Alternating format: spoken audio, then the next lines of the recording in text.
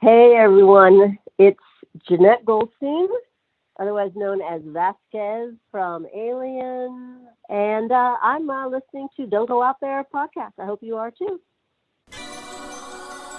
In a world where zombies, ghosts, serial killers, and vampires all exist, it's Nico, Brian, Mike, and Dustin, and they are all that stand between you and the films that could end the world. Welcome to the Don't Go Out There Horror Movie Podcast. Welcome back, everybody, to the Don't Go Out There Horror Movie Podcast. Just want to thank all of our fans and listeners. Really appreciate the support. You guys are awesome. Before we get into tonight's film review, just want to give a quick shout out to our website, don'tgoouthere.com. Everything about our podcast is on the website. All of our episodes and interviews, if you want to check those out. We've done some incredible interviews in the past. Go check them out there in a specific tab by themselves so you don't have to scroll through hundreds of episodes on Apple or Spotify, etc. We also have our store if you want to grab a shirt, a mouse pad, a hat, all that good stuff. We'd love to see your pictures, rep your favorite podcast. And Shan's Etsy page is also attached if you want to grab a tumbler. All of our social media links are on there as well. Facebook, Twitter, Instagram, YouTube, TikTok. Like us, subscribe us, follow us, all that good stuff. And the last thing I want to shout out on our website is our Patreon. We call it Blood Donors. We have the traditional monthly reoccurring kind. If you want to support us, help us pay the bills, as we say. Or if there's a movie you want us to review, that option is available as well. Just check out our website, don'tgoouthere.com. Also, if you haven't noticed, we've recently joined the Believe Network. So there's some ads on our program now. But if you want ad-free content, go check us out on Blood Donors. The ad-free episodes will be available there. We appreciate your support. We hope you enjoy the episode. All right, guys, get into the film review. We're kicking off a new theme. This is Brother Brian's theme. Brian, you want to announce your pick and your theme for the month? Yeah, we went with the OG Alien, and just kind of repeat what I said last week in case you didn't hear the Slice review. Over the last 5 years of doing the pod, this movie has come in second in every poll that we've done. And peek behind the curtain, I really wanted to do Alien Romulus, but as overdue as this movie is, and having done Aliens already, I thought we really needed to finally get this one checked off the list before doing the one that slots in as the second one chronologically, in my headcanon anyway. Which is a good segue because my pretend headcanon is, most applicable probably to this franchise more than any of them. I really only care for this one, Romulus, Aliens, and Alien 3. The rest I could easily do without. Prometheus is okay, but the rest suck to me, including the Alien vs. Predator entries. And along with that, I'm a pretty outspoken Ridley Scott hater, especially writing-wise. Like, he makes beautiful movies. But I think his brother Tony was a superior director in that family. And with the exception of Martian and Gladiator, a lot of his movies are boring. I'll just say it. They're long as hell. And I feel like he has a very narcissistic and that he's very egocentric. Like he's famously talked shit about James Cameron and Alien 2, which I gave a 10. And I think elevated his franchise, but he doesn't like it. Like, he killed the one movie everyone wanted to see in this franchise, which was Neil Blomkamp's 2012 retcon of 3 and follow-up to part 2 with Weaver coming back, and he did that in favor of him making the prequel franchise that nobody wanted to see, which is why it bombed. And now he's trying to interfere with Fede Alvarez and only let him do a Romulus sequel if the studio will let him do a follow-up to Covenant, which bombed. So fuck him, honestly. But I'll say this, and I'll shut up. I used to hate this movie when I was younger because of how slow it is. But like Rocky 1, as I've gotten older, I've definitely come to appreciate it. And I like it more than I did then. Like, it's a groundbreaking movie, or its rewatchability is very, very low, though, for me. But honestly, akin to a lot of newer movies that I've watched lately. Not to date the show, but it's a good movie. Good score coming from me. But damn, the rewatchability is low for me, and I know at least one other person on this podcast that feels that way. Yeah. All right, I'll go next. I've only seen this movie. I've only seen this movie 3 times. The first time I saw it was in the past couple years, so I wasn't the biggest fan, but I kind of, like I told Trey in our Alien Romulus reaction, it was a Saturday morning. I was pretty tired, and the movie's slow, so I didn't want to judge based off that viewing. I do enjoy this movie more upon this rewatch, but I still pretty much feel the same way. It's too long, and it takes too long for things to start happening. I get into it, and when my notes happen, and that's why I think Aliens is better. Like, to me, it's just, I think Aliens is better as more happens. And the biggest reason is we get Ellen Ripley from the start. Like, it takes a long time for Ellen Ripley to eventually take over. And there's a reason why she's considered one of the best, if not the best, final girl of all time. I just saw Gladiator 2 the other night. I know Dustin has seen it as well. I haven't seen that many Ridley Scott movies, but I do think it's impressive that he made such a groundbreaking movie in '79, and he's still putting out quality work like Gladiator 2 so many years later. Like, I got to give the man props for that. But I agree 100% with you, Brian. I think the movie is good. I don't think the rewatchability is very high at all. I would put Romulus on over this 10 out of 11 or 11 out of 10 times. And I kind of feel this way like I did about The Exorcist, if that gives y'all any indication where my score is heading. Yeah, this feels like I'm redoing the Exorcist episode all over again. Because I remember even you guys being shocked about how much I kind of shit on that movie. And look, I actually like this movie more than that original Exorcist, to be honest, because I think it's more interesting. But as you guys know, sci-fi is not my thing. I don't like, alien invasions and things like that. There's a couple of those that I enjoy. I think Signs is good, and we'll get into A Quiet Place at some point. But like Cloverfield, you're right. No, absolutely fucking not, buddy. But this just isn't for me. It is so slow, man.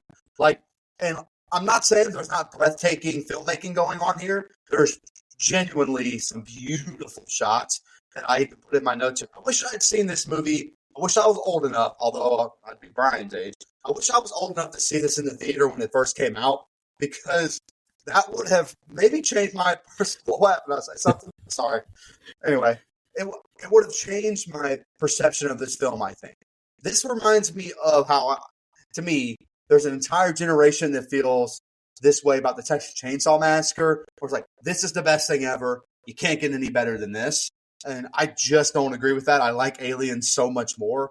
I like Alien vs. Predator more, quite frankly. I'm not a big fan of the franchise, though, so that's, don't take my opinion with a grain of salt. It's fine. It is not rewatchable, and I have to be honest. If I ever have to watch this again, I'm going to be upset about it. So I hope we don't re-review this shit ever again. I'm glad we got it. I'm glad we're picking it because Brian pulled a me, right? He pulled this is a big film. It's overdue. We have to do it. So I understand where he's coming from, but I know Dustin's just chomping at the bit. But I'm not the one that picked it, so don't get mad at me, brother. I'm not mad at you. I'm mad at myself. I've watched this fucking movie 3 times in the past 6 months. Maybe a little bit longer than that, but 3 times this year for sure. Earlier this year, I decided I wanted to watch every DVD or Blu-ray that I own so that I can say, yes, I have definitely seen them, and it's been recently. So I started in the A's, worked my way through. I got to like the P's before I decided I needed a break from doing that. Because I've got like 1,100 movies. But then Alien Romulus came out, and I'll be honest with you, I was not excited for Alien Romulus because I do not care for this franchise. But I was like, you know what? I'll give Alien Romulus a chance, and let me go ahead and rewatch the franchise again because I want it to be fresh on my mind because I didn't know. I didn't look it up. I didn't know where Romulus fell chronologically. So I wanted to be on my P's and Q's when I went to see that one. And I was like, let's focus in. Let's hone in. No distractions. Let's just lock into this movie. Maybe I can appreciate it more. Had no idea that Brian would pull a Dustin and be like, what can I pick just to say, fuck this guy? He picked Alien. So here we are in December, and I've watched Alien 3 times in, we'll say, 8 months tops. That's too often. Having said all that, I can appreciate that this is a good movie. I just don't enjoy it. Right. So my score is not going to reflect my actual thoughts on how much I like this movie. I took a more analytical approach, a more appreciative approach for what this movie did to the genre, what this movie, the lasting impact that it's had. And yeah, you said Ridley Scott. I mean, he He's got some great shots. He knows how to make a movie look great. Right. It's just, damn, it's slow. But anyway, that's my thoughts. Go ahead, Nico. I know Brian had something else he wanted to say too. No, I just wanted to piggyback off of what you just said, but you said it last week in our Happy Death Day review, like how you do your movie ratings, and you said that it's not the best movie, but you enjoy it a lot. I think this movie is really good, but I just don't enjoy it a lot. So that's where my score comes from more. I mean, we got to be true to ourselves. I'm not going to let some Alien fans bully me into rating higher than I want it to be. Yeah, and I touch on that in my closing thoughts as well. My closing arguments. Go ahead, Brian. Yeah, and before we get into scene by scene, on the theatrical version, by the way, because there's a lot of versions of this. There's a TV version, there's a director's cut, there's a lot of them. We're doing the theatrical version. But I just wanted to say one more thing. This is obviously one of those movies where, I mean, I've said this before, it's damn near 50 years old. There's been so much come out about this movie. There's so many documentaries. There's no way that we can do it justice in our 2-hour episode here with facts and tidbits. So please give us some leeway. We definitely aren't alien experts like a lot of you may be that are listening. But with that said, you won't find this, I don't believe, on an IMDb facts page. But, and this, I do have a lot of vitriol I've noticed towards Ridley Scott. I don't know why, but Dan O'Bannon, this movie's real writer, worked on another sci-fi project alongside fellow student at USC, John Carpenter. And on that project was called Dark Star. And they co-wrote that and were supposed to they were supposed to co-direct it too, but Carpenter kind of pushed him out and pissed him off. So O'Bannon went on a separate way and wrote Alien, while obviously Carpenter, of course, went on and did Halloween. So just a little tidbit there. And if you want more tidbits and fun facts about Alien, reach out to friend of the show, Trey Rowland, Trey_Rowland59 on X. There you go. Yes. He'll fill you in. But does anyone else have anything? I'm going to be doing the scene by scene today. All right, let's get into it. Lord, bear me strength. The movie opens with very faint sounds and our opening credits while the title card slowly revealing itself. Approximately 4 hours later, we see a ship floating in space, and text on screen lets us know that it's a commercial towing vehicle called the Nostromo, and it has 7 crew members on board heading back to Earth with 20 million tons of mineral ore. Dude, the 4-hour comment just made me crack up, coughing, laughing. I was over here laughing so hard. Then next, what feels like several minutes are spent taking us on a tour of the ship until we enter a room full of sleep pods that open, and we see the crew start to awaken. They gather around a table to eat and rip cigs and talk about the bonus distribution until Mother, the onboard computer system, summons Dallas. He goes into a room and types in the computer, and the rest of the crew can't seem to figure out why they are where they are. They're only halfway there, living on a prayer. Mother interrupted the journey due to certain circumstances. She intercepted a transmission from unknown origins.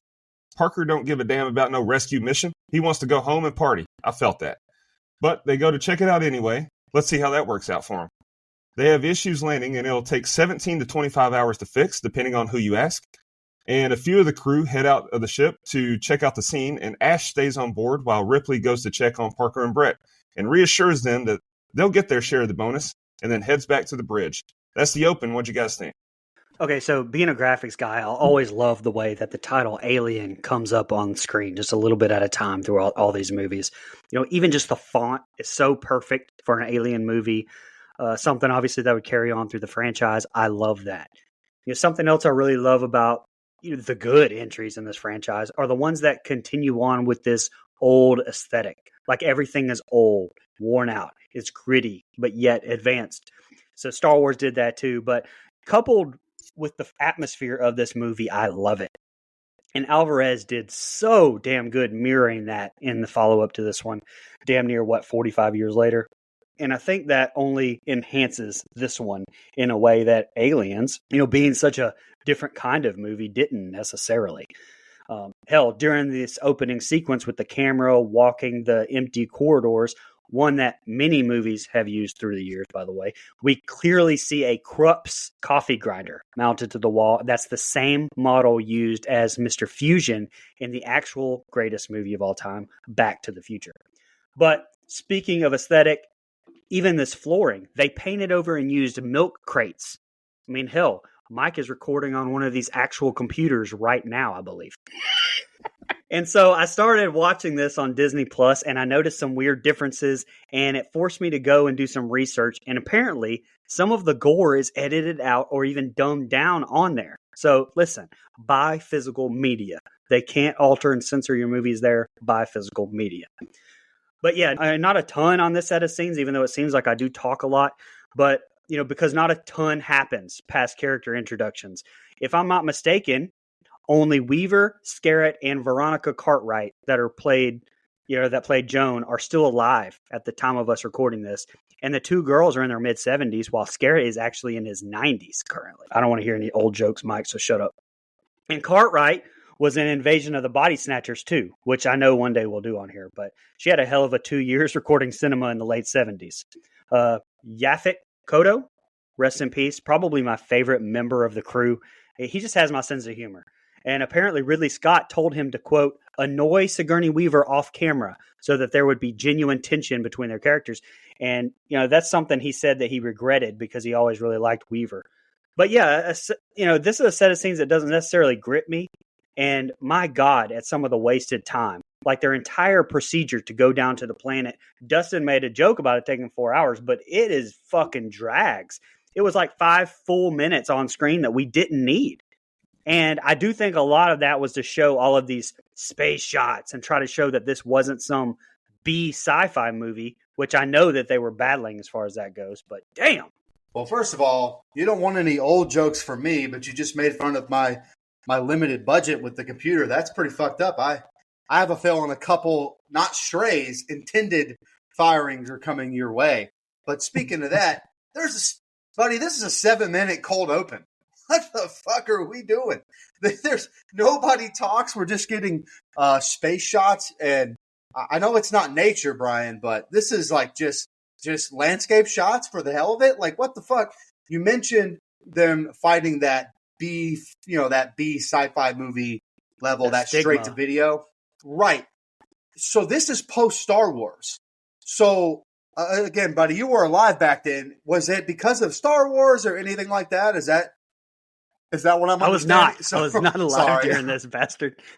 I was not. Oh, man, I thought you and Sigourney Weaver were classmates. My bad, brother. Anyway, so while the space station looks good for its time, 1979, I'm sure they made it in 77, 78. I'm just saying the space station in Jason X looks better. Who can deny it? Who can deny these facts that I'm speaking right now? Nobody. I will say, so. It's damn near 30 years later. Man, this movie. I don't even think you believe that. I think you're just trying to say that to yourself. No comment. Look, truth be told, it is a beautifully made film. I do like a lot of these shots, but nothing's happening. I know they're kind of setting some groundwork, but it really does go on a little too long. Plus, they do a decent job adding suspense to what would be an otherwise mundane scene, I guess. There's kind of this overhanging sense of dread. But again, especially when, they're landing this thing, something could go wrong, and then it does. So I think that does help. That's the only thing that happens in this entire set of scenes is them landing this ship. 25 hours to fix it. Buddy, we're in 2037, which, by the way, we're 13 years away from as we record this, so that's pretty fucking weird. That's not that far. Brian will no longer be with us, but we'll carry him with us always. God damn. All right, I'm done. I mean, that's probably facts, probably. Honestly, I hope not, dead, Brian. buddy. The world. Brian ain't gonna get to use his 401k if that's the case. Jesus. All right, talking about? He's living on it right now. It's Social Security. Last thing. These dudes are drinking coffee at a time like this. Do I have that correct? Like, what a weird, all this has gone wrong. We're just going to sip on some Joe? Man, I don't know. Look, is their adrenaline not enough to keep them awake? And yes, I am absolutely zooted off a pre-workout right now as we record this. So that's why I'm commenting on other people's caffeine intake. Go ahead. Mike is sniping us today. It's all we deserve it though. All right, I don't have a lot of notes on this until the end. Just being honest, so Dustin, it won't be long here. The opening camera shots panning through the ship, I thought was a little slow, but I kind of tried to put myself in that audience's perspective in 1979. I couldn't imagine how they felt seeing this on a big screen. I bet they were mind blown. Nice little jump scare with the computers booting up, which I'm not mad at. I like that a lot. Speaking of the Nostromo, this set I thought looked incredible, especially it being 1979. The computer functions are dated, sure, but I think it still holds up well.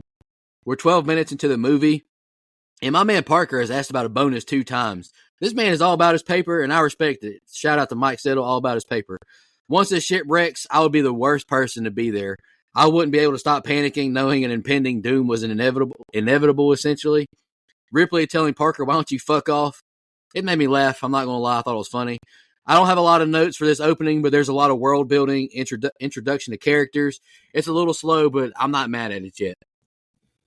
All right. Lambert, Kane, and Dallas, who Dallas, by the way, you may recognize. John Bennett's boss, Thomas, had a picture with him in the movie Ted, if that's where you know him from, Tom Skerritt. They continue their journey, and they can't see shit. And Ripley checks in with Ash and says she'll check out the transmission. Dallas and company see something strange and go to check it out. As they do, they lose communication with Ash. They find a fossilized alien life form that exploded from the inside, and for some reason that doesn't send them running back to the Nostromo. Ripley tells Ash that Mother deciphered part of the transmission, and it was not an SOS. It was a warning. Kane descends into a hole he found and into a cave full of leathery eggs. He sees movement in one and still decides that heading back to the ship is not the best idea, so a chestbuster pops out and latches onto his helmet. Idiot. Dallas and Lambert take Kane back to the ship, but Ripley refuses to let them in until Ash himself lets him in. Dallas and Ash cut Kane's helmet off and see the baby xenomorph attached to Kane's face. Ash says that they won't get it off without ripping Kane's face off in the process. They move him to a chamber to take a look from the inside and see that the thing is feeding Kane oxygen down his throat, and removing it could kill Kane. Dallas says he's doing it and he'll take responsibility. When they try to cut it off, a neon green acid spills out and burns a hole through the floor. Parker, Dallas, and Brett and Ripley head down below to try to prevent it from eating through the hole, but luckily it stops. Dallas says they'll leave Kane to Ash and for the rest to get back to work. What do you guys think? Yeah, just some really superb shots in the set of scene, especially when they're on LV 426. But again, almost like Kubrick, it's too much at times. Like there's almost too many cuts throughout. There are people who enjoy that, but I definitely do not. I take that back. I do to an extent, but then it becomes a little boring, which again, not just a Scott thing. I have the same issues with Kubrick. Mike made fun of me earlier about it, but it's true. And I can hear our listeners saying, maybe you're the problem, Brian. I mean, maybe. But these handheld shots, looking at the blurriness, the shaky cam, admittedly beautiful shots. You know, I love the exchange between Parker and Ripley, her telling him to fuck off, fan favorite phrase of mine in any movie. Around 34 minutes to the inside of the alien eggs, as seen by Kane, it was composed of real organic material. Scott used fresh cattle hearts and stomachs that were obtained from a local butchery. The egg tube of the facehugger was actually sheep intestine. The design team tried several things, but found out that organic material just simply provided the desired wet and gooey look that they were hoping for, which special effects artist, shout out to Brian Johnson and his whole team. We talked about them during our Aliens review, but he also did Empire Strikes Back. So yeah, they're fucking legendary. So yeah, I'm not a personal fan of the space jockey, that giant body that they discovered, mostly because I liked not having any information on it. But Scott tried to go do some crazy shit with the prequels and basically going against the Queen lore in Aliens that Cameron, implemented. So yeah, it's there. But other than this movie, I don't give a shit.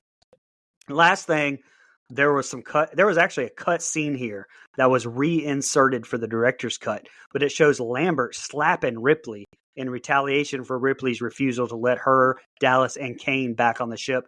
Actually, according to Scott and Cartwright herself, every time that she went to slap Sigourney Weaver, Sigourney would kind of shy away, which, I mean, that's obviously a human reaction. But about 3 or 4 takes of this, Scott finally told Cartwright not to hold back and really hit her. Thus, the very real shocked reactions of Weaver, Kodo, and Harry Dean Stanton. And sidebar, you know how mad that friend of the show, Trey Rowland, is going to be when he hears me bashing Ridley Scott like this? Sorry, Trey. By the way, shout out to him. He was going to join us on this episode, but his wife gave birth to their third child last week. He still Absolutely. almost made it, so props to him. But don't tell his wife that, though. We just have to hope that Trey is starting to build an offensive line or defensive ends with these children, because we could sure use some at FSU. Anyway, we appreciate Trey, but not this movie so much.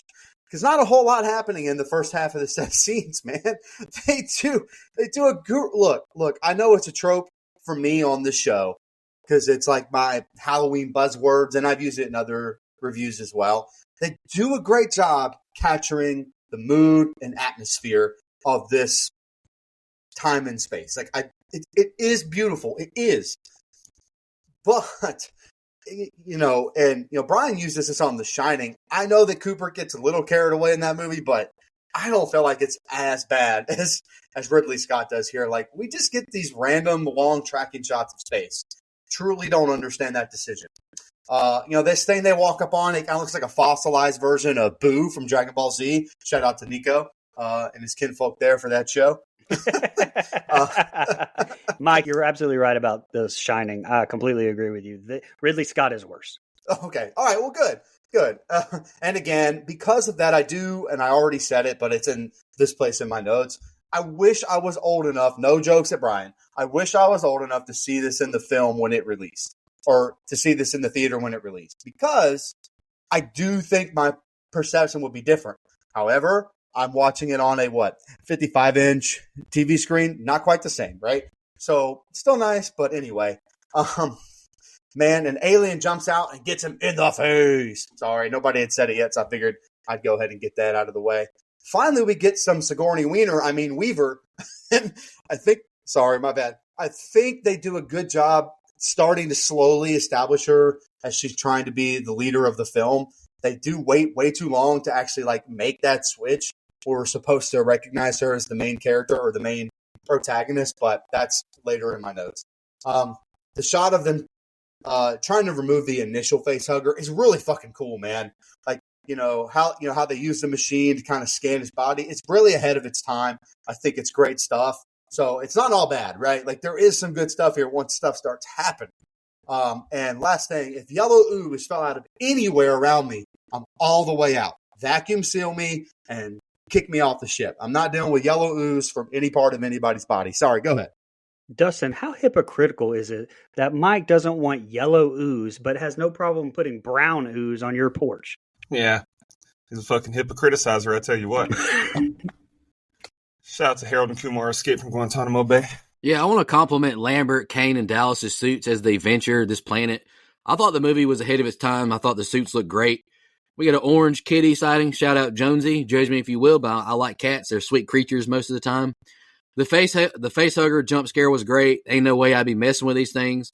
Lost in Space with Deadly Predators. That's like a top 3 fear of mine. Kind of like with The Descent or like being lost at sea. I think those are top 3 fears of mine. Ash disobeying Ripley and letting the others inside was interesting. Nice little power struggle. And hot take. And those two are my favorite characters. Are the 2 best actors in the movie, in my opinion. Kane, played by John Hurt, who is making a second appearance on our show, is the unfortunate victim with the facehugger attached to him. We last saw Mr. John Hurt in The Skeleton Key, which I like that movie. It's a good one. What a horrifying scenario, having a facehugger clinging to your face and down your throat. Fuck, man. I laughed at Dallas is going to eat through the goddamn hull when the acid drips to the floor. I don't know, man. Hot take, I just don't think the character camaraderie is that great in this movie. That's probably a hot take, but I don't think the chemistry is that great. Yeah. Man was the least panicked-looking person I've ever seen. I didn't feel the emotion. I didn't feel the panic. But it was funny how he delivered the line. We're over 40 minutes into the movie, and I feel bad I don't have more thoughts so far. But it's done a lot of world building, like I said, and setting the grounds for more to happen later. All right. Brett and Parker are working on repairs, and Parker says that they should have never landed there to begin with. How right he was. Anyway, Ash is looking at the baby xenomorph when Ripley asks him about it. And he doesn't really know what to make of it, and Ripley reminds him that he broke protocol by letting it on the ship. Later, Ash tells Dallas he needs to have a look at Kane, and Dallas tells Ripley to meet him there. When they get there, the face sucker is gone, and they have a look around the room to find it, and we get a dumbass jump scare when a shelf falls for no fucking reason. But then a jump scare for real when it falls from the ceiling and lands on Ripley's shoulder. Ash determines it's dead, but they can't get rid of it. They need to run tests, and Dallas leaves the decision to Ash, and Ripley tells Dallas that she doesn't trust Ash. The crew makes like a baby and heads out, despite all the repairs to the ship not being complete. The crew talks about how they'll have to go into quarantine when they get back, and Lambert breaks the bad news that they're 10 months from Earth, thanks to their detour. Ash calls for Dallas to come look at Kane again, and he doesn't remember anything except a horrible dream about smothering. The crew gathers for one last meal before bedtime, and Parker makes a sexually suggestive comment to Lambert when Kane starts choking and convulsing. As the crew holds him down to try and help, Kane's chest explodes, and a damn xenomorph turns him into the worst pop-up book I've ever seen, and then it done Jesus. RUNNOFT. Wow. Yeah, speaking of facehuggers, which is my nickname in college, by the way. But in going back to the design team, the original plan was for it to be painted green. But O'Bannon, seeing the unpainted facehugger on set and, kind of noting how inventive its Caucasian flesh tone color was, argued for it to remain as it is. Green facehuggers, though, were used decades later for Alien or Romulus in 2024. So, in fact, that dead facehugger, though, that Ash autopsies, was made using fresh shellfish, 4 oysters, and sheep kidney. Filming had to be done quickly because the organic material would go bad very fast under the studio lights, obviously. That wouldn't be the last time that we used organic material during just this set of scenes, because that infamous chest bursting scene at the end of the set, by far the most memorable part of this movie, by the way. And over the last probably 30-something years since I first watched this, was all that was ever talked about by anybody that I talked about this movie with, like my parents, everyone else who's seen this movie, was this chest bursting scene. But talking about it, it was not filmed in one take, despite the myth. The scene was actually filmed twice, and on the first take, the chest burster actually was unable to cut through Kane's shirt, so the crew needed to reset it and shoot again. But that failed attempt is visible in the finished film. Scott said that it made it look like the creature was struggling to push its way throughout and made the scene more violent. And that tidbit was actually from The Beast Within, the making of Alien, that was released in 2003. Great documentary. Also, according to designer Ron Cobb, the 2 takes of the scene were shot from multiple angles, and they had about 40 minutes of footage that was available for them to screen and cut. That's crazy. That's a crazy amount of footage. Anyway, to make that happen, though, John Hurt stuck his head, shoulders, and arms through a hole in the mess table, kind of linking it up with a mechanical torso that was packed with compressed air. And, like I said, a lot of animal guts, which, according to Sigourney Weaver, caused the set to smell like absolute shit. Those animal guts were a really cool part of this because, and the rest of the cast were not told that real blood and guts were even being used. So, as to provoke genuine reactions of shock and disgust, obviously. Apparently, that this worked so well that Kodo went home in complete shock afterwards, locking himself in a room and refusing to talk to his wife for several hours, which, hey, I'm not an actor, but that seems super dramatic. But yeah, best set of scenes so far in this movie, but damn, it's taken us an hour to get here. Thankfully, though, a lot of the second half is tense and balls to the wall, but like Nico said, there's not a lot of camaraderie. And so you've had an hour to build up. I mean, yeah, these people just were hired to do a job on this ship, but it does not accomplish what Aliens does, which you do have that camaraderie in a short amount of time. Whereas we've got an hour of this movie and I don't feel like it should have been that long. Honestly, Brian, I'm not attached to any of these characters. Really. Yeah. Right. I mean, we don't know them. They just random spaceship workers, man. Like, I don't know what to tell you. I did find it pretty interesting. You said you watched this for the first time 30 years ago. That's interesting. In the words of Russell Westbrook, pretty interesting. I wish I could watch it. I was 11. Oh, yeah, I know, buddy. Buddy, I know. Anyway, I do find it, we had this, the space grab scene and everything, and then we go right back to showing these 2 guys working on a ship. Like, I'm not saying don't ever cut back to that, but spend a long time with them where they're just kind of talking to each other. Okay. I will say, this is, and again, I was just making fun of it earlier. Like, I don't think the ship looks bad or old or anything like that. Like, I think it looks very ahead of its time, to be honest with you. But this is one of the very few scenes where it really does look like a spaceship out of 1978, 1979. Like, the buttons, the tech, it looks like an old telephone. So, not even a negative, just something worth pointing out, in my opinion. They do start to do a good job right here, where it gets a little tense. It's making me anticipate something is about to happen, and it's just one of those films. We covered another one this morning where it uses silence as a character, and it works. Like, there's some, noises and score and other stuff, but like, they really do a good job when it's quiet, because they do ramp up that, oh hell, something's about to happen here. And look, all these people that are wanting to stay and figure out what's going on, what happened with this facehugger thing. Man, I want to get the hell out of here. Okay. Look, I know that thing's on the ship with you now, but I don't know. Just like Las Vegas, you can go have a good time and leave. Some stuff comes back with you, something doesn't. So, it happens. Just saying. When you think about it, this man got face impregnated by an alien. That's a tough day at the office. Like, I could have done a lot more things productively than get face impregnated by an alien. Just saying. The chest burst scene never fails, though. It truly never fails. It is always shocking. It's always gross. It's always effective. It's incredibly made. Genuinely, I mean that, one of the better made scenes in horror movie history, in my opinion. It looks great. Using that normalcy of just sitting down to eat a meal, you think that they kind of lull you into that sense of security, and then bam, they hit you with the peak of the movie, in my opinion. And it does a really good job of capturing that.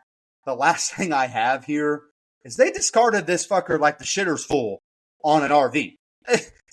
Hey man, bye. And got rid of his ass off the ship. I thought that was pretty fucking funny. So we went from that really intense scene to, nope, you're off the ship. See you, buddy.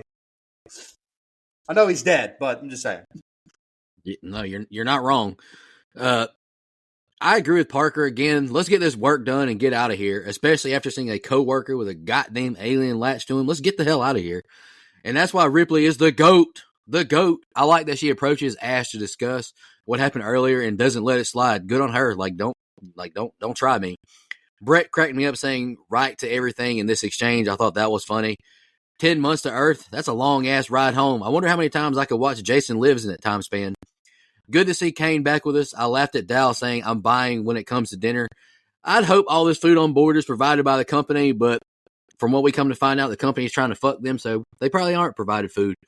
Coming up is an iconic scene. There's not much I can say about it that hasn't been said. I will say this again. I can't imagine how an audience reacted to this in 1979. Imagine being in the theater 9:30 p.m. on a Friday, Saturday night, and then seeing this chest bursting scene. The WTFs that would be audibled by the crowd would be insane. The xenomorph that just burst forth looks horrifying, and we've got action. I thought it looked really good too, Mike. All right. The crew heads off looking for their new pet, and then they use the world's largest T-shirt cannon to fire Kane's body off into space. Later, Brett equips the remaining crew with the cattle prod to use against their guests. They pull a classic Scooby-Doo and split into two groups, Ripley, Parker, and Brett, and then Lambert, Ash, and Dallas. Ripley's group thinks they found it, but it's just that darn cat hiding in a locker. Brett heads off after the cat, but finds much more than he bargained for. He finds the shedded skin of the baby xenomorph, and then comes face to face with a big-ass xenomorph. He'll no longer be needing his share of the bonus. Just saying. The remaining crew determine that the thing is using their air ducts to navigate. Later, Dallas asks Mother if they can terminate the alien, but Mother says insufficient data to compute. Afterwards, he heads through the air ducts with a flamethrower to find the sumbitch and tells Ripley to close all the hatches behind him. Lambert locates it around the third junction, but when he heads down, Lambert loses the signal. It suddenly reappears and heads right for him. When he climbs down some more, the xenomorph is waiting for him and gives us a mild jump scare. Ripley says they proceed with Dallas's plan, but Lambert says they should abandon ship. Ripley says they'll cut off every vent until they have it cornered and then blow it the fuck out to space. Ripley tells Ash to keep doing what he's been doing, nothing, and she'll get her own answers from Mother now. She heads into the control room and asks for clarification as to why they can't terminate the aliens, and finds out that Special Order 937 says that priority number 1 is the return of the organism by any means. The crew is expendable. Ash says there is an explanation, but Ripley doesn't want to hear it, and she storms out. Yeah, you know that you said the shedded skin of the baby xenomorph that they found. Those are actually made from shredded up condoms, which I know none of us on this show know what those look like. But all right, so right at the start of this set of scenes, there was actually a sex scene between Dallas and Ripley that was scripted right before Brett introduces his motion tracker. They said that it was to show how casually the crew would solve long periods of abstinence. But thank God that was cut, thanks to Tom Skerritt and him discussing the necessity of having that in there with Scott, because it added nothing to the narrative and it interrupted the whole flow of the movie. And I absolutely agree. That would have probably landed tops of the most pointless and non-realistic sex scenes in movie history right there. But yeah, like I said, this set of scenes really starts to ramp up the horror aspect of this. And part of the reason I think Alien holds up today, it really differs from most of the other sci-fi movies that we've done on here, especially. I mean, look no further than Aliens, like I've mentioned 100 times, or even just the shocking gore of The Thing. This movie uses claustrophobia. It uses fucking psychological terror, and it couples that with some gore that's timeless in horror. I mean, hell, this xenomorph has, like Dustin mentioned earlier, 4 fucking minutes of screen time, and it doesn't make its first appearance until this set of scenes. Well, I mean, I guess last set of scenes if we're being particular, since it's a baby xenomorph, but this is an hour into it anyway, which H.R. Geiger's design, holy shit. Like, I've got a fun fact about that at the end, but damn, it's so terrifying still, 45 years later. Another plus to the atmosphere. Ridley gets that absolutely right. Despite his shortcomings, the atmosphere in this movie is perfect. Brett's death was kind of an example of that. And goddamn, by the way, it was so cool seeing that small mouth strike like a snake the first time. And the way Scott filmed the lights and the shadows off of the cat, that was beautiful. But damn, Scott lured us not so much into a false sense of security because of the plot, but a false sense of security because of fucking boredom. Because Brett looking for Jonesy that was something else that took way too long. I mean, great death though. And last fun fact on how that was done, around an hour and 7 minutes, to get Jonesy the cat to react to the descending alien, a German Shepherd was put in front of the cat with a screen between the two of them. So the cat wouldn't see it at first. And so then, boom, the screen was suddenly removed to make Jonesy stop advancing and start hissing. Fun fact. There you go. Yeah, man. This movie is a lot of walking around with flashlights. It's a lot, man, in this set of scenes. But again, there's some very good here. I will say, if I'm walking around looking for this alien thing that we don't know what it is, and you're walking with me, and you fuck up, I'm throwing up my dick beaters. You know what I mean? We are fighting on sight, son. I will not have the tomfoolery or the malarkey. I will say this scene with the xenomorph is fucking great, man. It looks great. The little mouse strike, Brett's death is awesome. The alien looks really fucking good. It's perfect. And Brian, you mentioned them fighting that, really cheesy, hokey sci-fi trope. And they really combat it with the design of this alien. It is so good. It is what I think of when I think of an alien because it's so good. And so I got to give props to that for sure.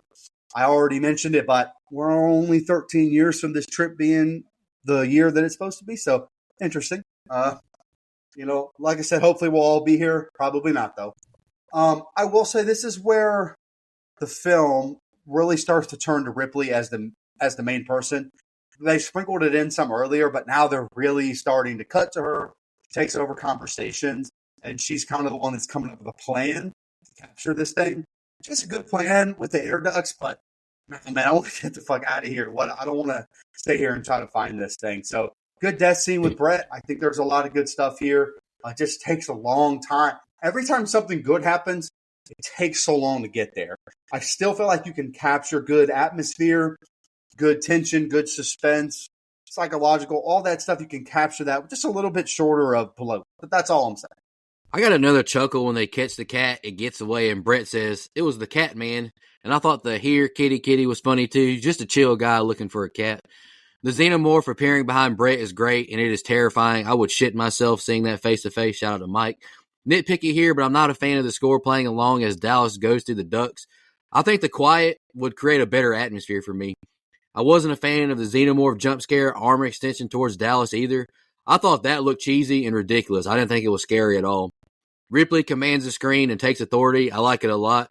Corner that son of a bitch and kill it. A trope in horror I've gathered since doing this pod is never trust a doctor, scientist that wants to protect a monster, creature, or a killer. Never trust them. And Aliens proves it too. Fuck Ash, holy shit, would reveal that he's programmed the crew is expendable and the alien is a priority. I thought that was a nice reveal, and things are finally starting to pick up, and I'm getting a lot more invested now. All right. Ripley tries to reach Parker and Lambert via radio, but is unable. And Ash shuts the door, trapping her, and then he ragdolls her around the room like she's a 1950s housewife who burnt dinner. He rolls up a magazine and tries to force it down her throat when Lambert and Parker show up and try to help. Parker whacks Ash in the side of the noggin with a fire extinguisher, and Ash starts wigging out and spewing milk from his mouth for some reason. And Parker takes him out with the extinguisher, knocking his head off and revealing that Ash is a robot. They hotwire Ash and turn him back on, and he tells them his number one priority was to bring back life form. He tells them they can't kill it. It's a perfect organism. Ripley unplugs him again and says they're going to blow up the ship and take their chances on the shuttle. Parker torches Ash, which Alien Romulus completely ignored. Anyway. That's a different model. There are a bunch of different androids that look the same. That's not the same Ash. Oh, you're right. Sorry. Okay, shows how much I like this franchise. Anyway, Ripley goes to prepare the shuttle when she hears the damn cat, so she's got to go look for it while Parker and Lambert are getting all the coolant they can find. The cat gives us a jump scare, because of course, but at least she found it. Parker and Lambert find more than coolant as the xenomorph greets them, and we get pretty cool close-up shots of its face before it kills them. Ripley hears it all go down, but is too far away to do anything about it, and she's too late. She runs back towards the shuttle and activates the emergency destruction system for the ship. T-minus 10 minutes. As she's trying to get her ducks in a row, she spots the xenomorph, which has its eye on a nice Chinese food dinner. I mean, the cat. Oh, Jesus. Ripley tried to turn the cooling system back on to stop the detonation, but it's too late. She navigates her way through the ship, using the flame from her flamethrower to guide her, and finds the cat. And the next set of scenes is the ending. Oof. Another pretty damn good group of scenes here. I mean, there's fantastic visuals of Dallas crawling through that air shaft with that lit flamethrower, and knowing that that's not CG makes it so much cooler to me. And I kind of wonder what the chances are that insurance nowadays would let Tom Skerritt climb through close quarters like that with a fucking open flame. Probably zero. I hate we didn't see Dallas's death, but this set of scenes between Ripley and Ash where she finds out the crew is expendable, it's fantastic acting between Ripley and him. And how about, by the way, secret information just being able to be given by typing? Emergency override. Like, that's all you have to type. That made me laugh. But great fucking revelation about Ash being an android. That really is almost seamlessly carried over into Romulus. And some info I got from a source that I do not remember where I got it from originally. But I did look it up to verify and found it on Screen Rant. But Ash rolling up that magazine in an attempt to kill Ripley has some pretty fucking scary subtext. I mean, it's supposed to be a porn magazine and therefore symbolizing rape by attempting to shove it down her throat. And I mean, damn. And Scott was even quoted as saying, in Scott's mind, Ash might be an android, but he has to process complex emotions he doesn't always understand. Scott believes Ash is sexually attracted to Ripley, but lacks any physical capabilities to do anything about it or the emotional capacity to understand it. And the magazine is, quote, a phallic symbol in this attack, with the android essentially trying to commit oral rape. And in the immortal words of Kevin Hart, damn, Ridley Scott. But getting back into even more of those practical effects from Brian Johnson, according to Ian Holm, Ash's head contained a disgusting combination of spaghetti, cheap caviar, and onion rings. And by God, onion rings sound good right now. But finally, some more tension and the shots in this group of scenes with Ripley holding that flamethrower. I had the same question I did with Skerritt earlier in this group, as well. But beautiful shots with the flashing lights. Great cinematography. I love this reveal that Ash is an android. I think it's great. This man's trying to murder fucking everybody. And you mentioned the magazine roll and trying to shove it down her throat. I think it's man, whew. It's honestly a tough watch with that context, which I did not know. So that makes it even worse. Look, I will say though, the effects on Ash look great. They look phenomenal, but it also looks like a Riley Reid scene in 2013. Who's with me? Who agrees? Who agrees? Huh? No? Okay, just me. I'm just saying that's what I took from it. Also, I love these flamethrowers. Torch that motherfucker, man. That's what I'm talking about. But just when they pick the movie up just a little bit, give me some good stuff. They set it back down, man. It's like a fucking FSU quarterback with the fumble. As soon as we get the offense going, somebody fumbles. Anyway, this is a horrifying scene with Lambert, though. I can't imagine being in the grips of this xenomorph alien after you had the idea of not being out here looking for it. You were kind of made to, I guess. Whatever. Would be terrifying for sure. And look, now I would have the mindset of now you want to destroy the ship. Okay, whatever. I will say, this is a nitpick. This strobe effect on Ripley's face is enough to fucking make me have a seizure, and I don't even have that problem. Like, it is really long. It takes a long time. I will say they do nail suspense here. It is good. I just feel like every time there's a little bit up, we go right back down. We're up and then we're down, and I understand that as a filmmaker, and it works sometimes. But I feel like in this kind of movie where aliens, once it picks up, it's up, it's going, it's moving, and this just kind of goes back down a little bit. I've always wanted one of these flamethrower guns, though. Truth be told, first time I ever saw this film, I was like, God damn, I'd love to have one of those. I've never had a flamethrower gun, but I have used one of those propane ones. You know what I'm talking about? We hook it up to a propane tank and start a fire that way. You know what I'm talking about. That's fun shit. Propane accessories. Oh, I was going to do a Hank Hill, but my Hank Hill is terrible. So go ahead, Nico. All right, this is the set of scenes I have the most notes on. The tone of the film has changed and picked up now that Ripley has taken command, and to me, it was desperately needed. Nice camera work as we circle Ash as he attacks Ripley. Like, that camera work stood out a lot to me. I thought it was very good. Parker and Lambert showed up at the right time. Goodness gracious. Man is trying to gag the lady with a rolled-up magazine. I didn't know that context that Brian mentioned, but whew. Huge props to Ian Holm. I think he's the second best character of the film, and honestly, probably the best actor in the movie. I thought he was great. The Ash malfunction was another great scene and nice reveal the company was fucking them over. It is just a PSA. Companies will always do that to you 98% of the time. Always take care of yourself and think of you first over the company. Ash telling them you have my sympathies with the shit-eating grin was done to perfection. But I thought the head looked super fake when it was kicked by Ripley, but I thought all the effects before that looked great. I don't blame Parker at all for torching the body and the head. I'm going to critique the score again here as Parker attacks the xenomorph with Lambert. I don't know, it just doesn't work for me. It's not haunting enough, and it didn't fit a sci-fi kind of flick for me. No disrespect to the great Jerry Goldsmith. I mean, if you look through his resume, he's got a very impressive resume, but I'm not a fan of this score so far in this movie. Nice camera angle looking up at Ripley as she begins her trek to escape the exploding ship. I thought that was a nice touch. More music playing I'm not a huge fan of. I don't know, it just didn't feel very outer spacey to me, alien hunting you vibes. Question, as someone who hasn't watched or researched much spaceship type content, why do these ships even have this self-destruct option? Like, that doesn't seem very smart to me. Not a fan of the strobing lights. I understand why they're there, but like I mentioned in Maxine, it's just not a pleasurable for me as a viewer. Feel like I'm about to have a seizure. Mike kind of touched on that as well. It's just not a fun watch for me. And I thought it was very admirable for Ripley to try and save the cat as a last heroic attempt. But that's all I got. The movie's finally picking up a little bit. Yeah, better late than never, I guess. All right, Ripley grabs Jonesy the cat and heads for the shuttle. She has 1 minute to abandon ship before it destructs.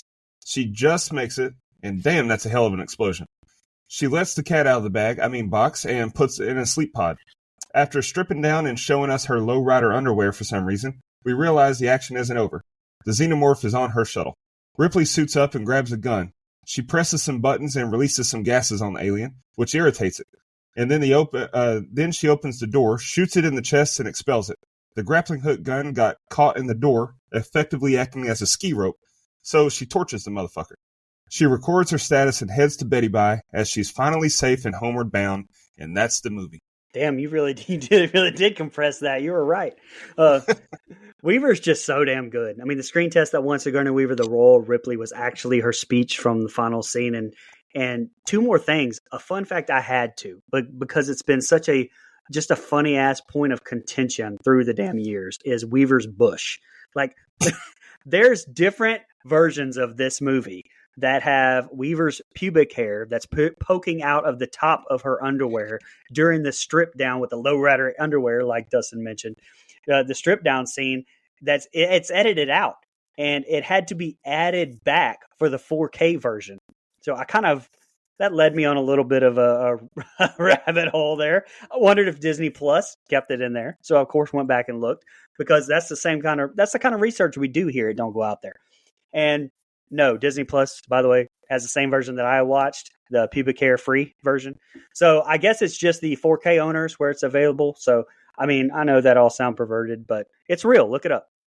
What's going on right it's now? It's real. Yeah. It's these facts, these hard hitting facts that we work on. Journalism. This episode has had more Bush talk than the 2000 to 2008 White House. What the fuck's going on here? Okay, the last thing that I'll say, and it's kind of long, so let me just read this fucking stupid ass ending that Ridley Scott wanted to do that almost got his ass fired, by the way, by studio executives. But was originally scripted to end with Ripley escaping the Nostromo in a shuttle and the alien dying on board the Nostromo. Sir Ridley Scott thought that this ending was way too simplistic, so he negotiated with the studio for an additional $500,000 budget and a week of filming to add a fourth act to the movie, showing how the alien had stowed away the shuttle. Scott initially envisioned a very dark ending where Ripley tries to flush the alien out, but the creature climbs back into the shuttle. Ripley harpoons it, but it makes no difference. It runs towards her, slams her through the mass, and rips her head off. It would then sit in her chair. This is the part I was like, what the fuck? It would then sit in her chair and start mimicking Captain Dallas's voice, saying, "I'm signing off. Hopefully the network will pick me up." 20th Century Fox wasn't too pleased, obviously. According to Scott, while pitching this idea over the phone, there was a long, uncomfortable silence, and within 14 hours, a studio executive arrived, threatening to fire Ridley on the spot unless he changed the ending back to one where the alien would die.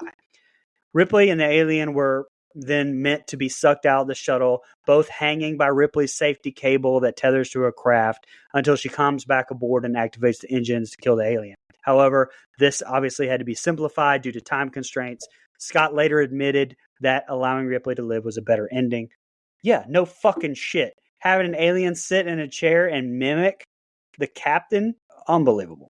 Jonesy in a box is all I kept thinking of when I saw that the cat is who fucking lived. Anyway, look, a countdown from 30 and we all have to sit through it? Come on, man.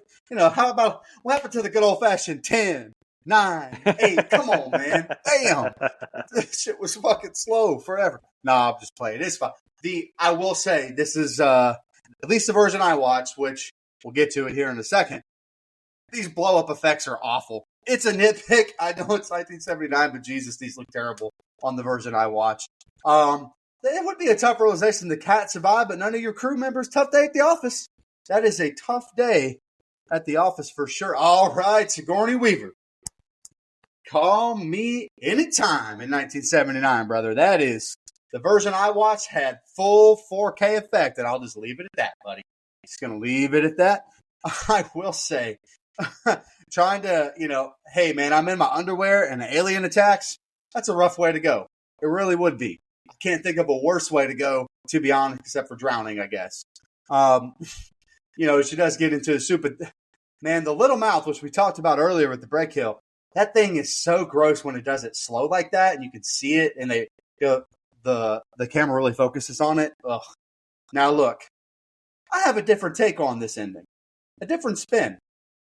This woman is basically killing a child alien. This is basically a puppy at this point, man. So congrats on struggling to put away an alien puppy. What a dick. That's all I'm saying. You don't know if it was trying to kill you or if it just wanted to chill. You don't know. It could have just wanted some pets. You don't know. Instead, you discarded it like it was nothing. Congrats on killing a puppy, Ripley. Anyway, I thought the ending was really effective. It is really good. It's one of the best. I won't say it's the best part of the film because that's the chest rip for sure. But it is really good. It is a solid ending. Go ahead, Nico. Hey, Weaver does a fantastic job portraying the emotions as a spaceship explodes. Like, I couldn't imagine how that would feel if I were her. Like y'all mentioned, like she watched all of her crew get killed by an alien. Like, shit's not going right for them. The effects weren't the best, but it's 1979, so I'll give it a pass. And shit just hit the fan again. Ripley thought she was home free, but the xenomorph is there. I thought it was a great jump scare when she reaches out for it. And I think the xenomorph portrayal in this freezing scene is very good, and the sound is scary. I think the lack of score is great at building tension and atmosphere as well. However, the xenomorph just floating around in space, that didn't look good at all to me. But I'm going to give it another slight pass for it being 1979. Simple yet great shots of Ripley looking into space and a great blank stare processing what she's been through. Shout out to Ellen Ripley. I thought she was great in this movie. It took a long time for her to take over, but nice ending as she documents what's happened to she and her crew as well. I thought it was a nice ending. All right. We'll go ahead and get into social media now. Nico, you got the gram? I'll go ahead. Got it. All right. Go ahead. All right, first comment is from Mitch RT93. Shout out Mitch, longtime listener. And he wrote, finally, with 2 exclamation points. One of my all-time favorites that still holds up to this very day. The chest-bursting scene remains one of the most horrific and iconic scenes in sci-fi horror history, bar none. Can't wait for this one, guys, with a fire emoji. Hell yeah, brother. I hope you don't hate on my review of it, but I appreciate you listening. Making X2 commented, my favorite part of Alien was when the xenomorph surprised Dallas in the air shafts like an old friend you haven't seen in a while. It just held out its arms and said, Payson. Our real Matt Sears commented, probably the number 1 most overdue movie for the show. Tend to agree with you, honestly, Matt. While I don't love it near as much as Aliens, I do still love it. An all-time classic that still holds up for me to this day. I love the gritty, dirty feel of the ship, the blue-collar workers bitching about their pay, and the amazing design of the alien. The chest burster scene was shocking at the time, and finding out Ash was an android was a nice twist as well. All in all, great film. Thanks for finally reviewing it, of course, brother. And Missy Hutchinson Wall commented, something short and sweet, one of the best. All right. I've got X, the artist formerly known as Twitter, pulled up. And as if I hadn't read enough already on this episode, I've got 7 of them here, so bear with me. Andrew Ferguson said, even though the movie is a tad under 2 hours, it always takes me 30 extra minutes to watch because I get mesmerized at the Parker Lambert death scene when the alien slides across the room to kill Lambert, and rewatch the scene 10 times. Randy Smith, Go Dog, said, a classic and a masterpiece. The special effects for the time is unreal. We get our first true badass final girl, a solid 9 out of 10. And then he said, did y'all ever ride the great movie ride at Disney? Alien scene towards the end of the ride. P.S. Fuck them gators, go fucking dogs, and horns down. Well, you had me in the first half. I ain't saying horns down, though. That's a 15-yard penalty. Kevin Scanlon said, I think it's a good film, but definitely overrated. I agree. It takes too long to get the good stuff, but it still has one of the most effective jump scares, in my opinion. Sean the Glee Man, what up, Sean, said, it's about damn time. Iconic movie that still holds up great. That guy, Millhouse14108, says, Alien is a masterclass of filmmaking. Everything from marketing in space, no one can hear you scream. That's a great tagline. To its cinematography, to its very natural dialogue amongst the cast, phenomenal practical effects, including using tiny undies to distract from an alien. 9.5 out of 10. Love the show. And he put a picture in here of Sigourney Weaver bent over with her lowrider panties on, with an arrow pointing to that. Says how to distract the audience from recognizing xenomorph, and then an arrow pointing to the xenomorph. So that's funny. Mookie said, I prefer this one over Aliens. This is a perfect slasher horror movie disguised as a creature horror movie. And then The Cool said, damn, this is a great fucking choice. And I think we had none on Facebook. So, Mike, you have the budget? Sure. Alien 1979 was made for $11 million. Wow. And grossed over $105 million worldwide. Wow. Through its initial theatrical run. So that is fucking insane payback on your budget. Yeah, for sure. And that's why we keep getting more of these alien motherfuckers. I mean, I will say this. At the time, if I was alive in 1979 going to the theater, I probably would have thought this movie was fucking awesome because at the time, compared to what else had preceded it, great. But what, Absolutely. 2024? No. Anyway, got any fun facts? I've got a few. I know, Brian, you said you had a few. All right. Yeah. You want to go or you want me to go? You're the one who's been reading a lot, brother. It's up to you.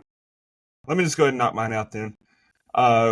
You mentioned the shredded condoms. The shredded condoms were used to create the tendons of the beast's ferocious jaws as well.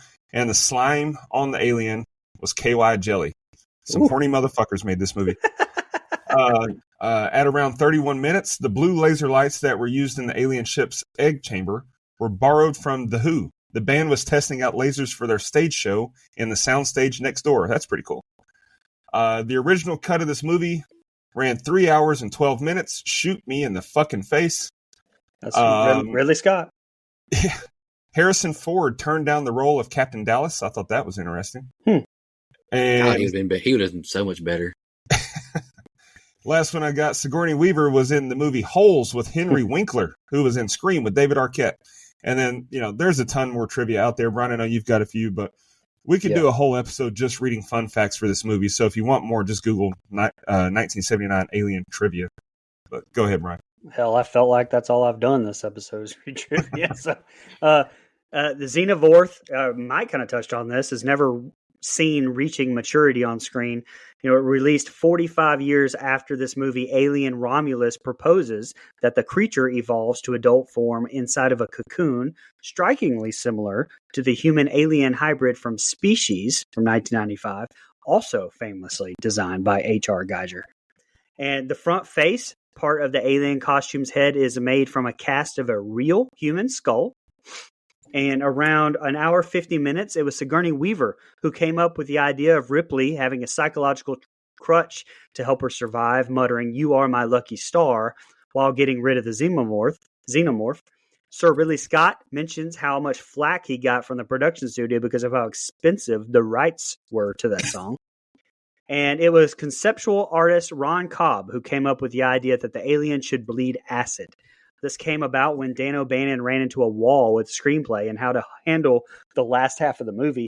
He needed a good reason for why the crew members don't just shoot the thing and kill it, but still not make it an indestructible monster that can't be killed. And the acid blood was the idea that solved the problem. All right. Well, let's go ahead and get into least favorite kill, and the rating. I'll go ahead and kick us off so I can get our composite at the end as well. Favorite kill for me was Kane, the first chest burst of the franchise. Least favorite kill was Dallas. I felt like it should have been on screen. He was a major character. And for my final thoughts on the rating, please, and I emphasize, please, don't ask to re-review this one down the road. I beg. I watched it 3 times in the last few months, and that's way too often. It is a good movie, I'll admit, but it's so boring to me. I mentioned my pie graph a while back. Nico, I think you said it was on Happy Death Day. I couldn't remember when I said it. Regarding what all factors into how I score a movie, with enjoyability and quality being 2 of the sections, and sometimes one far outweighs the other. For me, I do not enjoy watching this movie, but I understand and respect how good it is and what it means for the genre. So that being said, I gave the movie an 8. Sure, I'll go ahead and go. My favorite kill was kind of a tie between Brett and Lambert. I thought they were both really good. My least favorite, I don't know. Obviously, the xenomorph isn't killed, so I just thought it was kind of a lame way to get rid of it personally. So I'm going to go ahead and say that. It does die. It does die. It is dead. So that was it dies? Yes, it's sucked out into space, kills it. It's dead. Okay, well then that one, because that fucking sucks. Anyway, look, I think the movie is fine, right? Like I think it's good, and then you can't take, it's kind of, I've already read from Texas Chainsaw, and this is Halloween, for some people, so I completely understand where you can acknowledge its greatness and what it did for the genre, its timelessness. It holds up really, really well. And it is a beautifully made film in a lot of ways. I just find it tedious and boring to sit through. I think it's a slog. It takes a really long time to get to the good stuff. There's so much bloat here. To me, this movie could be an hour and 20 minutes at most. Yeah. If you really wanted to have my opinion on that. I just think it's long in the tooth for no reason. Everyone kind of spits back at me, well, you love Titanic. Well, Titanic didn't have much bloat to me, man. Like, everything in there is purposely there. And every James Cameron movie that's long is purposely long, in my opinion. Like, I will give James Cameron credit. He has a way to kind of fill out his runtime, whereas Ridley Scott here does not, in my opinion. It is good, though. I can't deny it. I think the xenomorph looks great. A lot of the effects still hold up, and we get to see Sigourney Weaver Wiener. See, that was an accident, dude. See? And that's See how what's easy it crazy. is? That was an accident. That was crazy. Okay, we get to see Sigourney Weaver in some glorious moments. So, yeah, all that being said, I didn't rank it off my enjoyability because if I did that, it would be too low in my opinion. It would be disrespectful. So that's kind of how I feel about the original Texas Chainsaw. So I went ahead, I rated it a 7.5 off the pure class.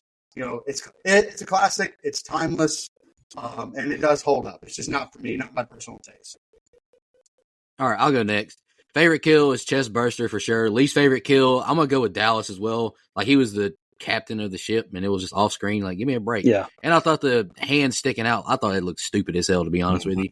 It wasn't creepy at all. I feel the same way as Mike, pretty much. Like, and I say this during The Exorcist. If I rate it just on the importance, what it's done for the genre, all that, I'd give it like a 9. But my enjoyability is like a 5. My rating is a 7, just because I combined it and split it in 2, just like I did for The Exorcist. But like, I just want to touch on more of like the runtime. Like, yeah, it's 2 hours, but it takes forever for anything to get going. Yeah. You're not invested in any of the characters. I know Dustin isn't the biggest fan of Jaws, but I thought about Jaws a lot during this movie. Yeah. Like, Yeah. And I know like Brian would probably agree with me. Like, I'm invested in those characters. They have great camaraderie. Yeah. Like that scene, like when they're out to sea, like getting drunk. I think that's such a great scene. You don't have any of that with these characters. And like you mentioned with Titanic, like you're invested in those characters the whole time. Right.